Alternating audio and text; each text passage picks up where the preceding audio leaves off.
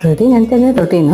రోజుల్లో ఏం పెద్దగా మార్పులుండవు. ఒక్కోసారి అనిపించిద్దనమాట రోజు లేవటం, పనులు చేసుకోవటం, తినటం, పడుకోవటం. సో, ఇదే కదా మన లైఫ్ అంతా అనిపిచ్చిద్ది.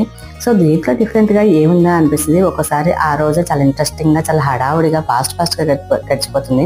అదే రోజు ఒక్కొక్కసారి చాలా కష్టంగా, చాలా భారంగా, రోజు ఇంకా తొందరగా అయిపోతే బావుండా అన్న ఫీలింగ్ వస్తదనమాట. కానీ ఏ రోజుకి ఆ రోజు కొత్తగా మనకి మనమే మోటివేట్ చేసుకొని వెళ్ళిపోవాలి కదా! సో, ఇదైతే నా ఈవినింగ్ రొటీన్ అనమాట. ఇంకా బాబు వస్తే స్నాక్స్ పెట్టేసేసి ఇంట్లో పనులన్నీ చేసేసుకొని అయితే పూజకైతే రెడీ అయిపోతున్నానమాట. ఈవినింగ్ సాయంత్రం కూడా దీపం పెట్టడం నాకు అలవాటు. సో, అందుకని చెప్పేసి ఈవినింగ్ అయితే కాటన్ శారీ కట్టుకొని ఇంకా అయితే దీపం పెట్టుకుంటాననమాట. సో, ఇలాగా రొటీన్ అనుకుంటానే ఏ రోజుకి ఆ రోజు అలా రోజులు గడిపేసుకుంటా వెళ్తున్నాము అనిపిస్తూ ఉంటది నాకైతే గనక. రొటీన్ అయినా సరే మనం కొత్తగా చేయాలని ప్రయత్నిస్తూ ఉంటాను.